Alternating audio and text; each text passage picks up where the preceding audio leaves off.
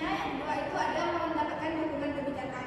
Nah, dukungan kebijakan ini itu tentang bagaimana peraturan atau regulasi itu dibuat dengan benar-benar mendukung kesehatan masyarakat. Jadi bukan hanya janji, tapi terdapat juga aturan resmi yang bisa mengubah sistem menjadi lebih baik. Misalnya ada pada sekolah dapat ada anak yang suka membeli makanan yang tinggi kalori. Nah, jika dukungan kebijakan ini diterapkan atau advokasi ini diterapkan, maka sekolah-sekolah itu akan menerapkan kebijakan tentang aturan kantin sehat, yang dimana kantin itu hanya diperbolehkan untuk menjual makanan yang sehat. Terus yang ketiga ada penerimaan sosial. Nah, penerimaan sosial ini maksudnya itu percuma kan kalau misalnya sudah ada kebijakan tapi masyarakat itu tidak menerima atau tidak menerapkan kebijakan yang sudah kita lakukan. Contohnya itu seperti ada COVID-19 kemarin, itu kan ada kebijakan tentang penggunaan masker. Nah, tetapi masih banyak masyarakat yang tidak melaksanakan atau menerapkan kebijakan penggunaan masker pada saat pandemi tersebut.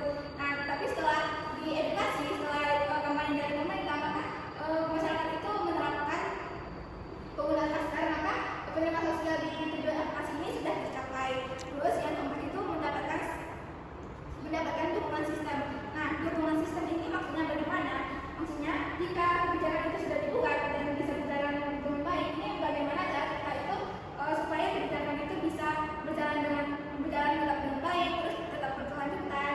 Jadi gak cuma aturannya aja yang ada, tapi juga ada infrastruktur dan sumber daya manusia yang mendukung. Contohnya itu seperti kebijakan memberikan vaksin gratis kepada seluruh anak Indonesia.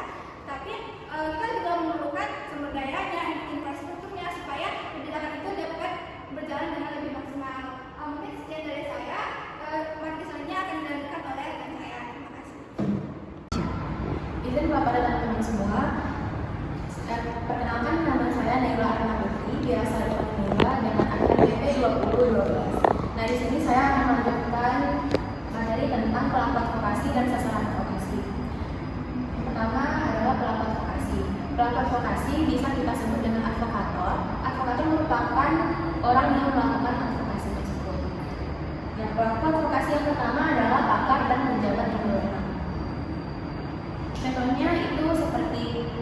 Contohnya pakar atau ahli kesehatan masyarakat yang melakukan advokasi kepada pemerintah mengenai strategi pencegahan penyakit menular. Kemudian pelaku advokasi yang kedua adalah perguruan tinggi. Seperti yang kita ketahui, universitas seringkali melakukan penelitian yang nantinya dapat kita jadikan dasar untuk mengadvokasikan kebijakan kesehatan. Contohnya Fakultas Kesehatan Masyarakat Universitas Andalas melakukan penelitian tentang faktor-faktor yang mempengaruhi kesehatan masyarakat di daerah sekitar kampus. Nah, kemudian hasil dari penelitian ini dipublikasikan dalam jurnal ilmiah dan digunakan untuk merancang kebijakan kesehatan yang lebih baik di tingkat lokal. Kemudian pelaku advokasi yang ketiga adalah media massa. Media massa memiliki peran yang sangat penting dalam menyebarluaskan informasi kepada masyarakat. Contohnya, salah satu stasiun TV nasional menayangkan program talk show kesehatan dengan mengundang ahli kesehatan, lalu berdiskusi tentang bagaimana cara memulai gaya hidup sehat. Kemudian pelaku advokasi yang keempat adalah organisasi profesi dan lembaga swadaya masyarakat. Sebagai contoh dari organisasi profesi, kita ambil Ikatan Dokter Indonesia atau IDI. Nah, Ikatan Dokter Indonesia IDI ini beradvokasi terkait kebijakan kesehatan, peraturan medis dan lain. Kemudian untuk contoh lembaga swadaya masyarakat, kita ambil Yayasan Kesehatan Anak Indonesia atau YKAI. Nah, YKAI ini beradvokasi untuk meningkatkan akses ke layanan kesehatan bagi anak-anak dan keluarga kurang mampu.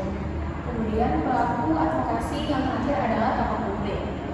Selebriti atau influencer dapat melakukan advokasi. Contohnya Dr. Terawan yang merupakan seorang dokter dan mantan Menteri Kesehatan Republik Indonesia terlibat dalam advokasi untuk kebijakan kesehatan nasional serta upaya pencegahan penyakit menular. Kemudian materi selanjutnya adalah sasaran advokasi. Sasaran advokasi ini merupakan pihak atau orang yang kita advokasikan. Yang pertama adalah pembuat kebijakan. Pemerintah pusat dan daerah yang memiliki kewenangan dalam menetapkan kebijakan kesehatan. Contohnya, kita mengadvokasikan dinas kesehatan untuk meningkatkan akses layanan kesehatan terutama di daerah terpencil.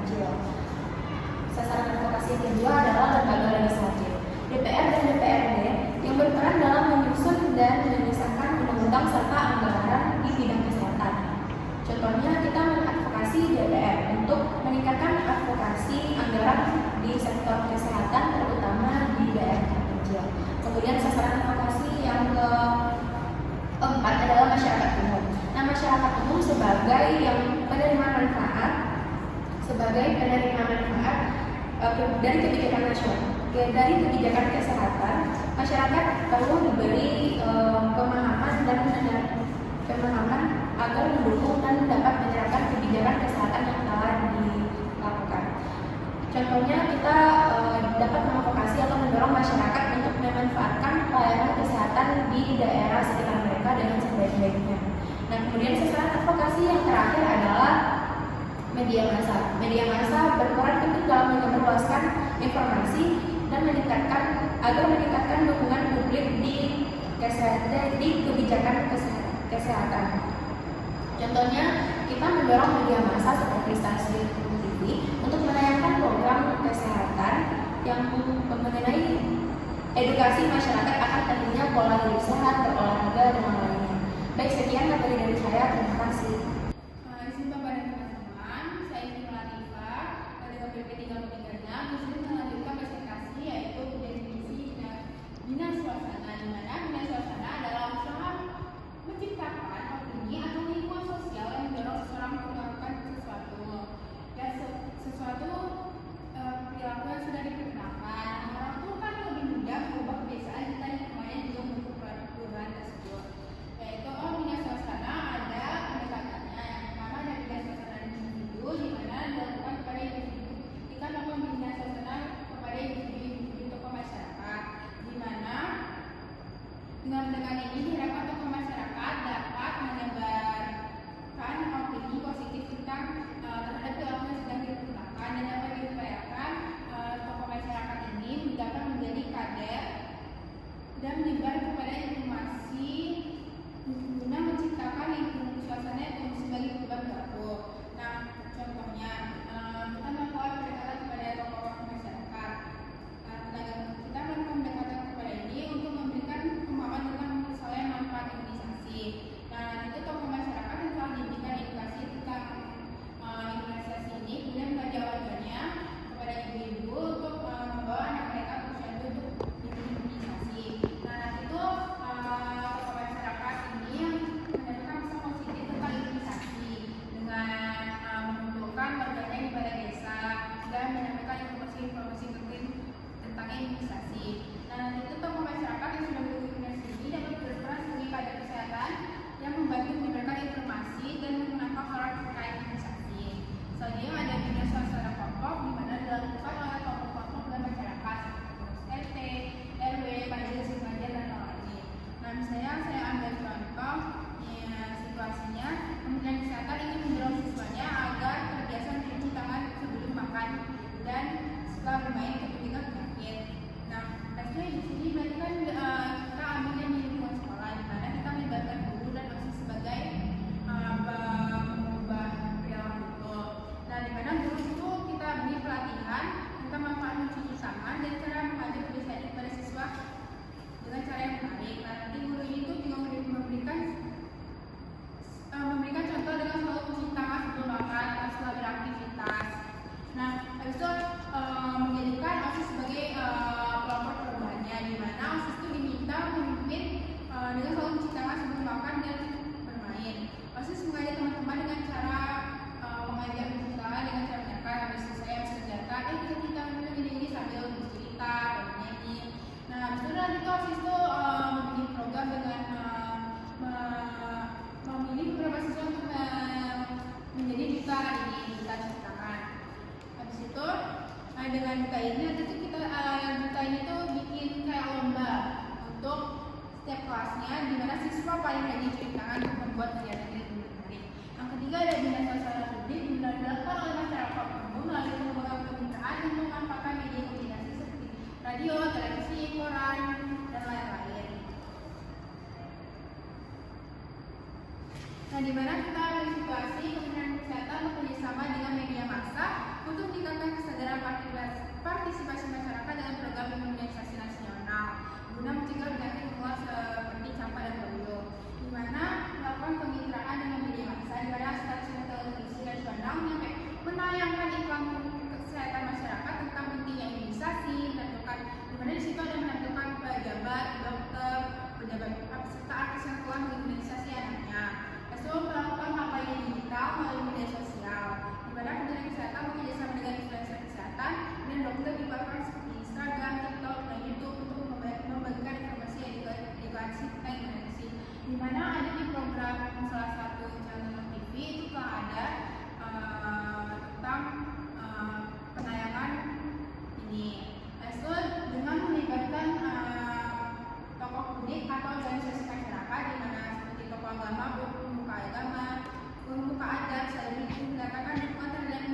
melalui media massa dan media sosial. Habis itu, dengan masifnya pemberitaan dan dukungan dari media, masyarakat mulai melihat imunisasi sebagai hal yang penting dan wajar dilakukan. Di mana orang tua yang sebelumnya merasa mulai ragu, mulai merasa terdorong untuk mengimunisasi anaknya karena melihat banyak tokoh masyarakat atau publik yang telah mengimunisasi anaknya. Nah, masyarakat yang telah mengimunisasi anaknya ikut menyebarkan pengalaman positif mereka menciptakan lingkungan sosial yang mendukung imunisasi. Itu saja yang saya sampaikan. Saya lanjutkan kepada Bapak dan teman-teman. Perkenalkan, saya Alexandra Zaira dengan BP 2026. Saya ingin melanjutkan tentang strategi promosi kesehatan, yaitu tentang pemberdayaan masyarakat. Sebelumnya saya ingin menjelaskan kunci dari pembahasan hal ini adalah tentang pemberdayaan atau berdaya. Berdaya di sini maksudnya adalah mampu atau bisa melakukan sendiri tindakan yang ingin kita lakukan. Nah, dalam peraturan Kementerian Kesehatan nomor 74 tahun 2015, pemberdayaan masyarakat ini merupakan salah satu strategi yang utama dalam promosi kesehatan. Nah, untuk pengertiannya, pemberdayaan masyarakat adalah proses yang bertujuan yang pertama yaitu meningkatkan kesadaran, kemauan, dan kemampuan masyarakat agar dapat aktif dalam memelihara dan meningkatkan kesehatan. Nah, hal tadi terdapat di dalam pasal-pasal yang telah saya jelaskan sebelumnya, yaitu di dalam pasal 14 ayat pertama. Berikutnya saya akan menjelaskan tentang tujuan pemberdayaan masyarakat menurut Peraturan Kementerian Kesehatan nomor 74 tahun 2012. Yang pertama, tujuannya adalah untuk meningkatkan kesadaran. Untuk pengertian kesadaran sendiri adalah bagaimana seseorang memahami sesuatu sehingga mereka sadar akan pentingnya hal tersebut. Yang kedua adalah kemauan. Kemauan sendiri memiliki pengertian bahwa mereka mendapatkan dorongan dari diri mereka sendiri untuk melakukan sesuatu. Nah, untuk kemampuan ini pengertiannya adalah bagaimana mereka mampu atau berdaya dalam melakukan sesuatu. Nah, contohnya dalam bidang kesehatan adalah pemberian ASI eksklusif.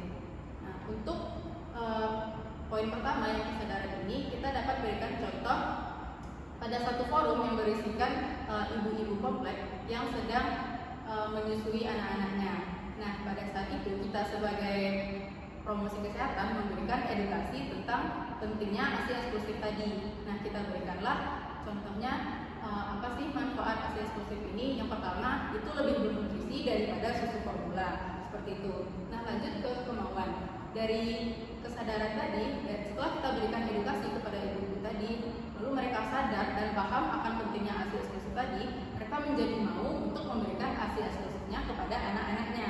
Contohnya, setelah mereka pulang dari forum tadi, mereka akan mulai berpikir dan memberikan ASI eksklusifnya kepada anaknya dibanding susu formula sebelumnya. Mungkin untuk ibu-ibu yang masih belum lancar menyusui, mereka memilih untuk melakukan pengobatan ataupun hal yang dapat melancarkan ASI-nya sehingga mereka dapat memberikan ASI eksklusif kepada bayi mereka. Nah, untuk kemampuan ini, contohnya adalah ketika ibu-ibu tadi yang di dalam forum tersebut telah mengetahui apa sih manfaat dari ASI eksklusif dan telah mereka berikan kepada anak-anaknya, mereka menjadi bisa untuk memberikan informasi tadi kepada ibu-ibu lain. Itulah yang menjadikan mereka kadar kesehatan. Ketika mereka dikatakan sebagai kadar, berarti mereka mampu untuk memberikan ilmu ataupun kesadaran dan kemauan kepada ibu-ibu lain tentang ASI eksklusif ini. Jadi poin dari hal ini adalah tujuannya untuk memberdayakan masyarakat atau membuat masyarakat itu mampu melakukan pemberian ASI eksklusif tadi. Baik, boleh di next. Untuk pendekatan pemberdayaan masyarakat ini dikatakan ada dua, yaitu pendekatan edukatif dan pendekatan partisipatif. Untuk edukatif ini merupakan pendekatan yang melibatkan ilmu pengetahuan dan memberikannya kepada orang lain. Untuk partisipatif itu bagaimana melibatkan masyarakat. Nah, contoh yang edukatif adalah memberikan edukasi kepada masyarakat. Contohnya cuci tangan bersih dengan air sehingga mengurangi diare. Nah, untuk partisipatif kita membentuk kelompok kerja untuk gotong royong di setiap hari Minggu. Kelompok kerja ini adalah bapak-bapak yang ada di lingkungan masyarakat, lingkungan tetangga kita. Nah, hal yang perlu diperhatikan dalam pelaksanaan pemberdayaan masyarakat dalam pasal 14 ayat 3 dikatakan bahwa dilaksanakan dengan memperhatikan kebutuhan potensi dan sosial budaya setempat. Nah, contohnya kebutuhan potensi dan sosial budaya.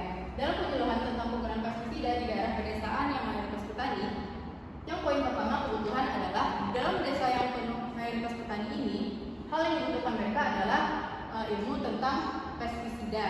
Nah, potensinya adalah masyarakat petani tadi yang memiliki ilmu tentang penggunaan pestisida tadi. Nah, untuk sosial budaya, bagaimana sih kita memberikan ilmu tadi adalah dengan menggunakan bahasa yang mudah digunakan. Seperti kita mengatakan dengan bahasa daerah bahwa penggunaan pestisida yang baik dan benar itu sangat diperlukan.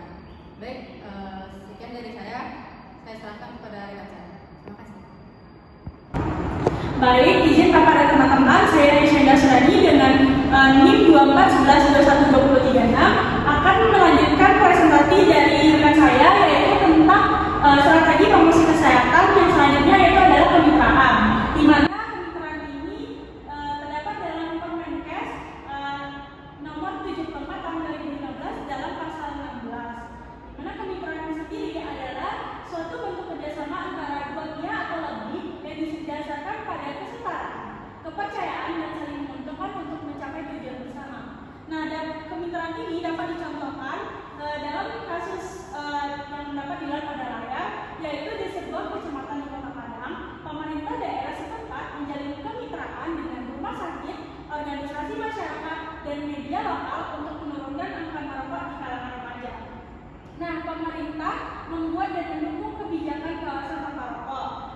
Sementara rumah sakit menyediakan layanan konseling gratis bagi perokok yang ingin berhenti merokok, dan organisasi masyarakat mengadakan kampanye edukasi di sekolah, dan media lokal membantu menyebarkan informasi mengenai bahaya merokok melalui radio serta media sosial.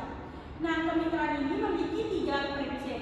Yang pertama itu kesetaraan, di mana kesetaraan ini adalah individu, organisasi, atau institusi yang telah bersedia menjalin kemitraan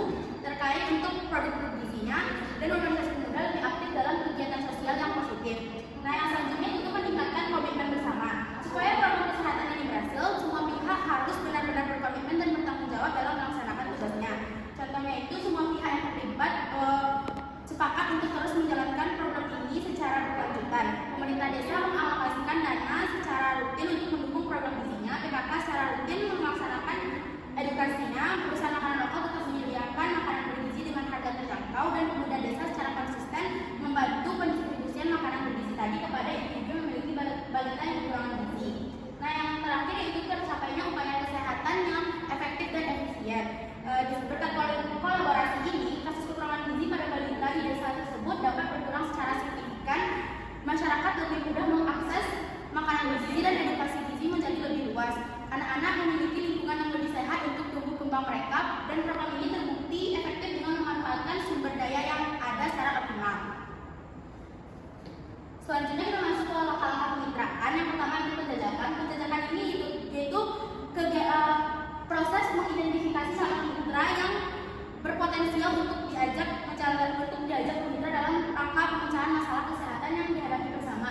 Nah, contohnya puskesmas desa X, puskesmas desa setempat ingin meningkatkan kesadaran remaja tentang kesehatan reproduksi. Jadi mereka menghubungi sekolah, para taruna dan tokoh masyarakat untuk menjajaki kemungkinan bekerjasama dalam membentuk posyandu remaja. Yang selanjutnya itu penyamaan persepsi. Persepsi ini kan cara pandang. Jadi kegiatan ini bertujuan untuk agar masing-masing mitra itu saling memahami satu sama lain terkait tugas, fungsi, dan perannya.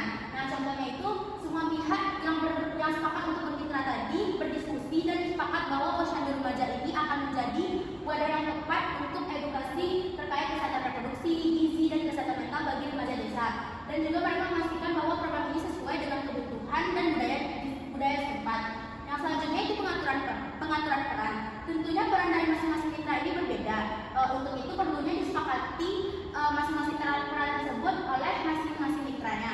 Nah, contohnya itu puskesmas yang menyediakan tenaga medis dan materi edukasi, sekolah yang membantu mengajak siswanya untuk berpartisipasi, dan para taruna mengorganisir kegiatan dan tempat pertemuannya, serta tokoh masyarakat yang mendukung sosialisasi kepada orang tua agar program ini lebih mudah diterima. Yang selanjutnya itu tuh komunikasi yang intensif. Komunikasi yang intensif ini yaitu proses komunikasi yang dilakukan secara rutin atau terus-menerus. Tujuannya untuk menjalin dan mengetahui perkembangan kemitraan dalam menjalankan program kesehatan bersama.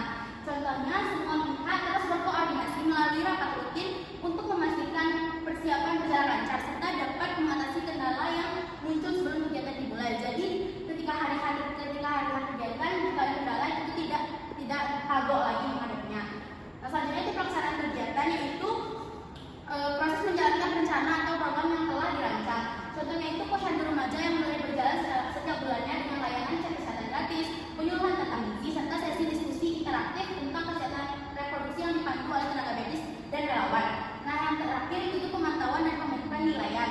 Pemantauan ini bisa kita sepakati bahwa pihak puskesmas yang akan memantau kegiatan ini berjalan. Nah, pihak puskesmas itu bisa memantau apakah remaja di desa setempat itu secara rutin datang ke sosialisasinya, dan apakah sesi diskusinya berjalan dengan timbal balik